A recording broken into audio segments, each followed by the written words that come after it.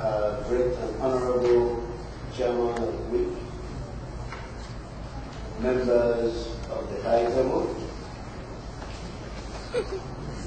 my fellow Igbo ladies and gentlemen, our guests and visitors,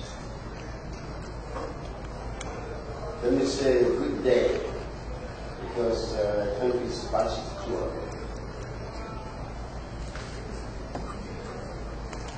Education now legal a state of emergency. We have every right to talk about education and feel that it is a state of emergency.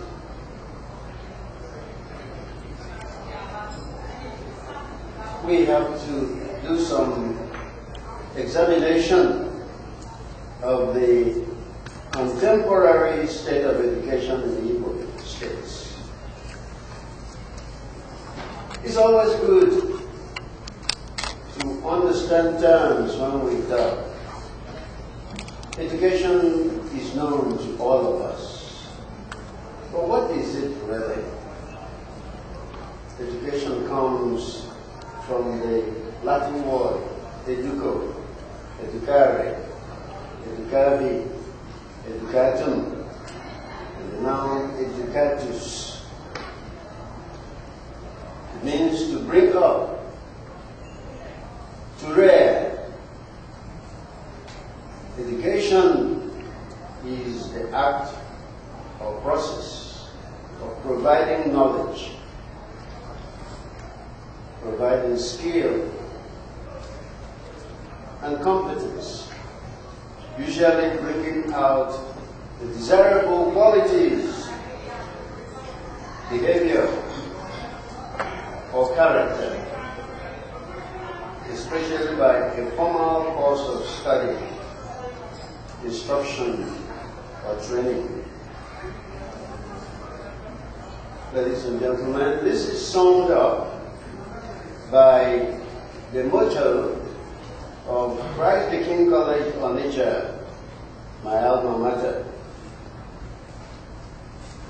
And it is Bonitas, Disciplina, Ciencia. Bonitas, goodness. Disciplina, discipline, and knowledge. So any educational system that does not include these, in my considered opinion, leaves more to be desired.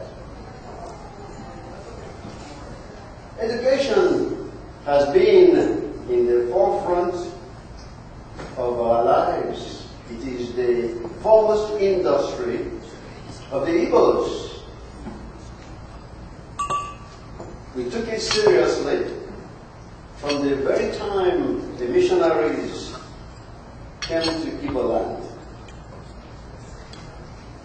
The Igbos were in the forefront of education in Nigeria before the Nigerian Civil War. The table was turned after the war.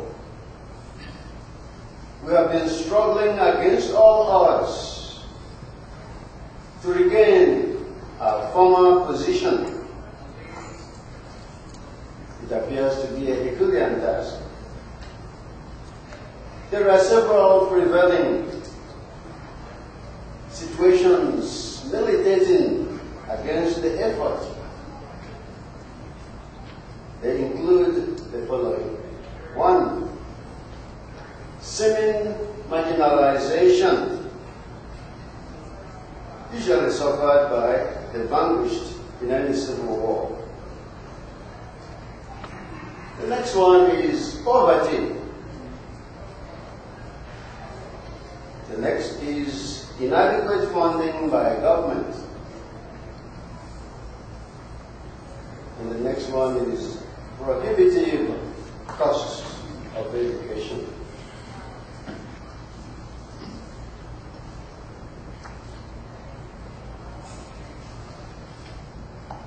Now, having said this as sort of introductory remarks, let me go on to build up a background for the discussion on the current situation of education in the Igbo land. I want to touch on education before the Civil War, or what we call pre-Civil War education.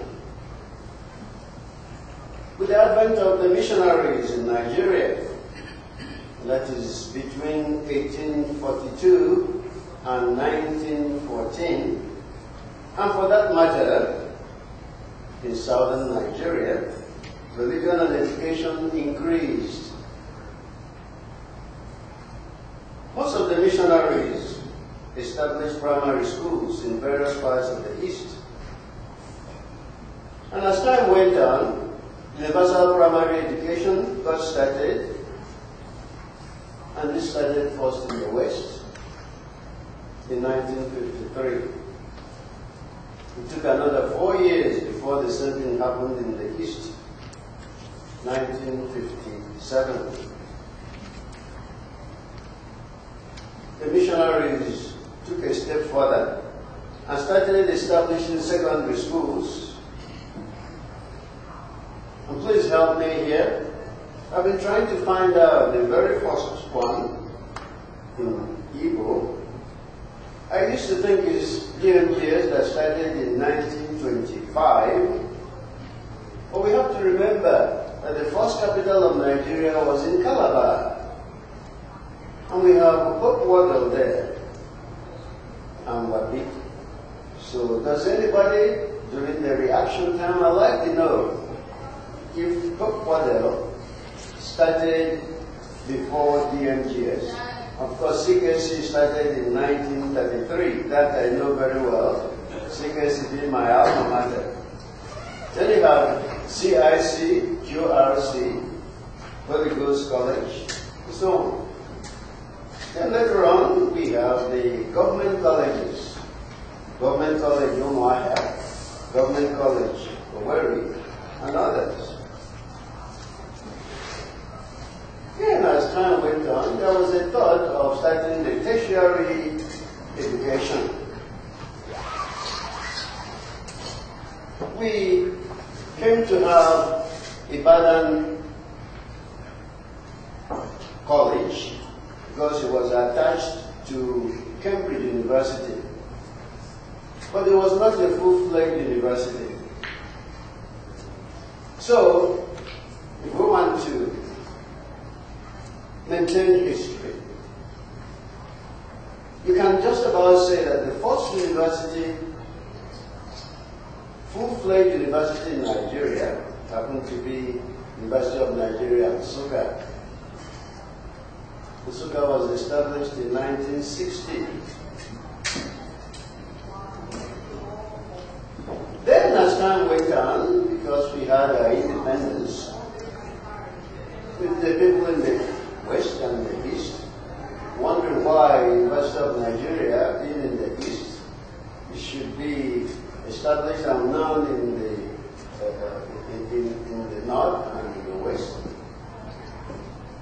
They thought of establishing more universities. So in 1962, the University of Lagos was established. Also, Ahmadu Bello University was established in the North.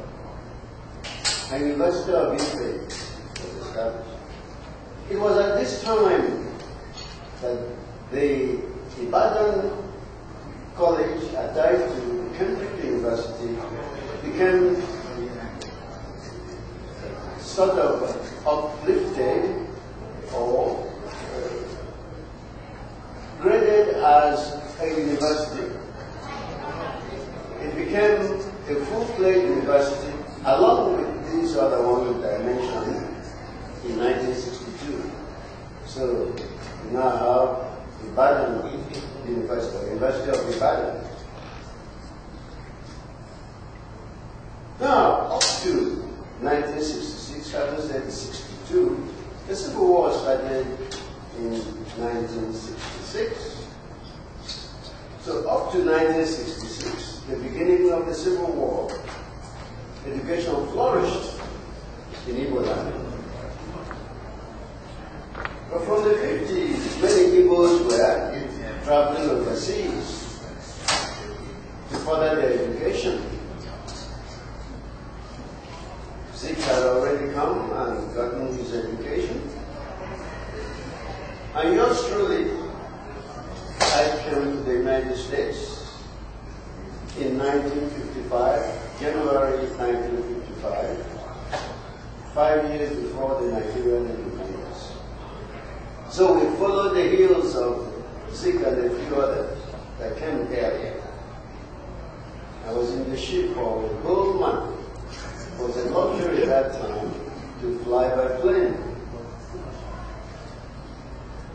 So the Igbos could boast of a sizable number of educated people in the country and held many positions of leadership in government. I call this period the golden age of education and educational achievement in Igbo land in Nigeria.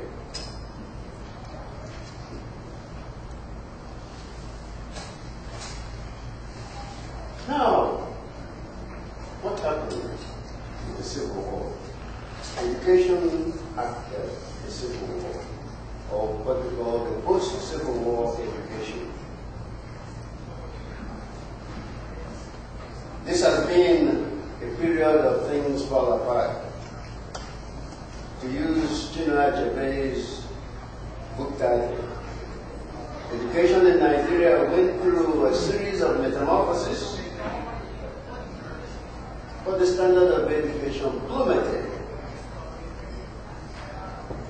After the Civil War, there was an unfortunate takeover of schools and institutions by government.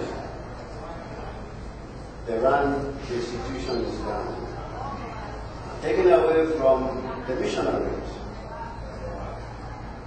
Primary, secondary, and tertiary school buildings were damaged or became dilapidated. Why? Because of lack of care. Some were damaged during the Civil War and have never been repaired or renovated. There have been overcrowding of students, practically at all levels. Teachers no longer got their salaries as and when due, with the result that there were frequent strikes. The products of institutions became half-baked. You couldn't find them performing the way they used to perform. Cults started springing up in various institutions. Discipline was at the lowest ebb. The use of examination results as the primary sorting for entry of schools or entry to schools and universities led to widespread corruption and cheating among faculty and students. Economic hardships among teachers produced increased engagement in non-academic moonlighting activities. Lack of books and materials compounded the problem. No incentive for research and writing. The use of outdated notes and educational materials abound. Deficiencies in replacement of laboratory equipment was galore. The teaching of English, which is the language of instruction beyond primary school, reached such poor levels The university faculty complained about the quality of English of the students.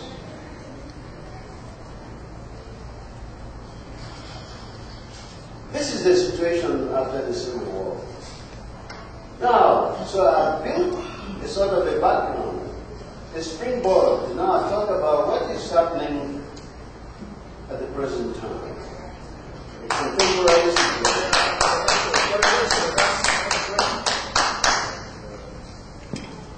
Nothing much has changed since after the Civil War. It's about 41 years after the Civil War. The Civil War ended in 1917. Changes for the better have been gruesome and moving at a snail's pace. The crisis in education in Igbo states is such that it has reached alarming levels and deserves emergency action.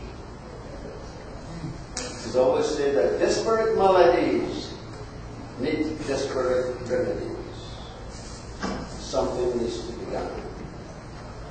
Many elementary schools are still the way they were after the Civil War in terms of infrastructure, teaching materials, and equipment. Some of the problems are compounded by a lack of adequately prepared teachers or instructors.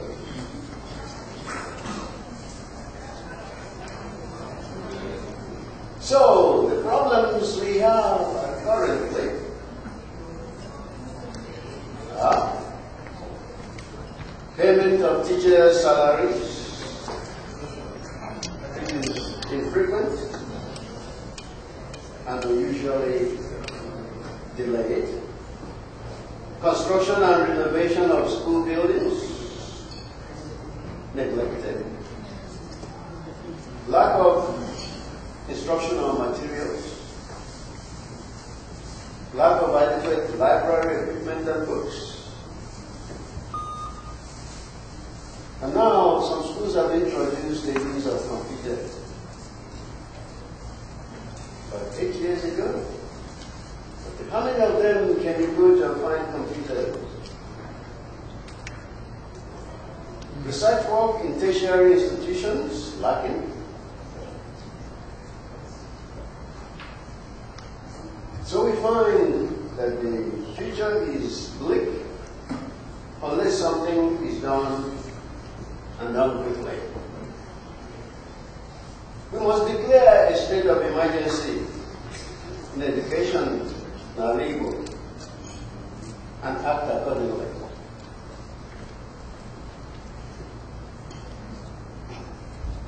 I don't want to say recommendations. We always know problems. Many people can come and talk about problems. But the bigger thing is solutions are more important than bringing out problems. What do we do to solve the problem of this educational crisis at Igbo?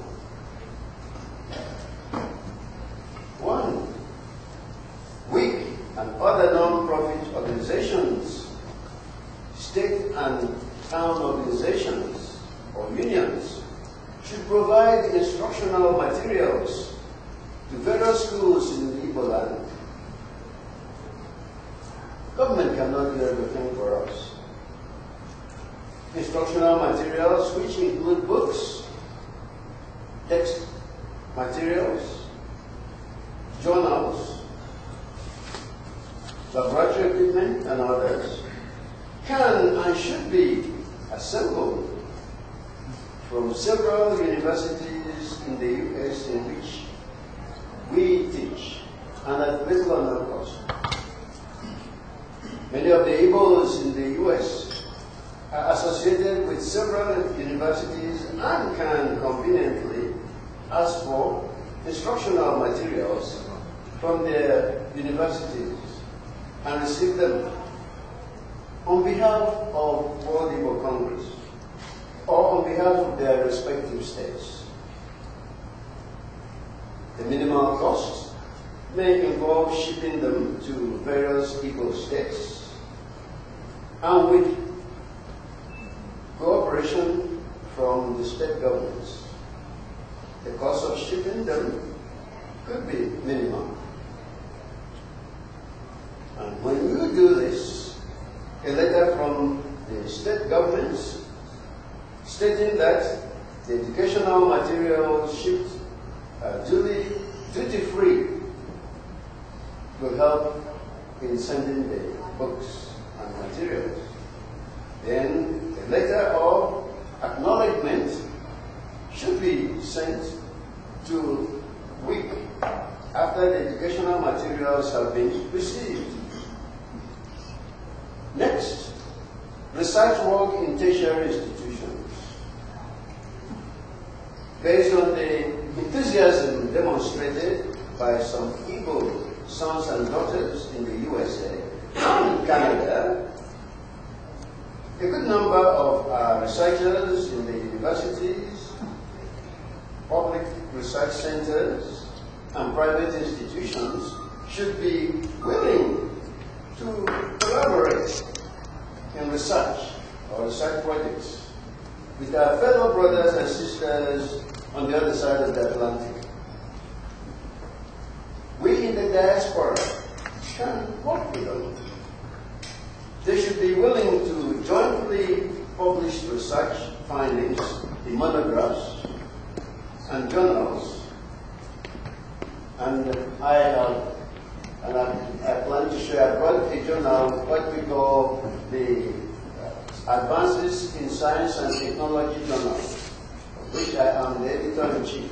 And by the way, I don't want to forget, if those of you who are in the technological fields or scientific fields, you have any paper to publish, please give it to me. We have, when I finish talking, I'll show you a sample of the journal. We've been publishing it, and quite a few people have been publishing from both from here and from Nigeria. So bring your papers for us to publish for you. Work with people over there and publish together. Next, we can engage in the donation of academic services. That is, initiate a visiting scholars program. Visiting scholars program. Yours truly, I was selected to go on a visiting scholars program in India. I'm in China. And I lectured in the university there for over 2 weeks. And I know what it meant. But we were fed sumptuously. So we can initiate that kind of program, but I was made to understand that NUC has something like that, but some of us have not been taking advantage of it. When I mentioned it, when I went to what we call the Diaspora Conference, they say that NUC has, and perhaps after my speaking today, you may get in touch with NUC. I understand that you can get the money either from here or from home to serve as visiting scholars. If you can arrange with someone, let's say you have the Federal University of Technology in Owerri, you can get somebody there or get the Vice Chancellor to agree for you to come and teach, and you tell NUC, they can arrange it for you, I even pay you while you're working there. Then, with good working relationship developed between the two bodies, that is WIC and Igbo state governments, members of WIC can render assistance in the areas of need indicated free of charge. Free of charge. That is, you go and they provide you with a place to lodge and maybe feed you, but you don't charge them. Or if you have a grant, you can go and teach there and come back. And when you leave, then leave the research grant materials there.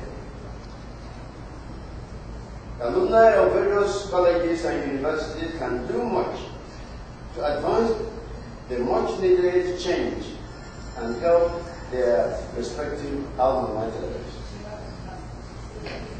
I have done that. The CKC-AAA, we've been funding Christ the King College Onitsha since 1978.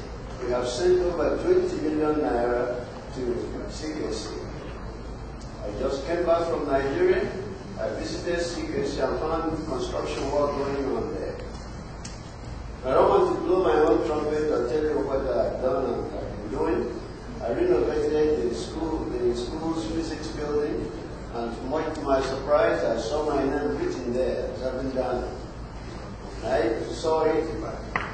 I asked about the condition. They said it was not very good. So I said, send me a bill, let me know how much it will cost so that I do it again, and I want it repainted. Most of us, we can make such offers, if no one else, to our alma mater. These people gave you what made you be here today. They gave you that education. But for CKC, Christ the King College, I don't think I would have been what I am today. I was trained well there, and I'm forever grateful to Christ the King College Onitsha. And each and every one of you to show that.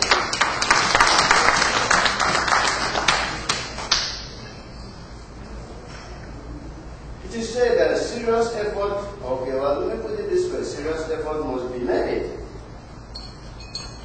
to raise the quality of education.